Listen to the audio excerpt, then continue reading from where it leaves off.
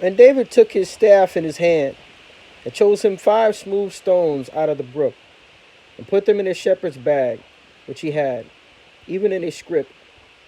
And his sling was in his hand, and he drew near to the Philistine. And the Philistine came on and drew near unto David. And the man that bare the shield went before him. And when the Philistine looked about and saw David, he disdained him, for he was but a youth, and ruddy, and of a fair countenance. And the Philistine said unto David, Am I a dog, that thou comest to me with staves? And the Philistine cursed David by his gods. And the Philistine said to David, Come to me, and I will give thy flesh unto the fowls of the air, and to the beasts of the field.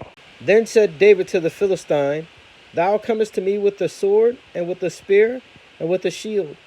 But I come to thee in the name of the Lord of hosts, the God of the armies of Israel, whom thou hast defied.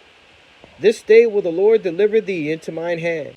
And all this assembly shall know that the Lord saveth not with sword and spear, for the battle is the Lord's, and he will give you into our hands. And it came to pass, when the Philistine arose and came and drew nigh to meet David, that David hasted and ran toward the army to meet the Philistine. And David put his hand in his bag, and took thence a stone, and slang it, and smote the Philistine in the forehead, that the stone sunk into his forehead, and he fell upon his face to the earth. So David prevailed over the Philistine with a sling and with a stone, and smote the Philistine and slew him. But there was no sword in the hand of David.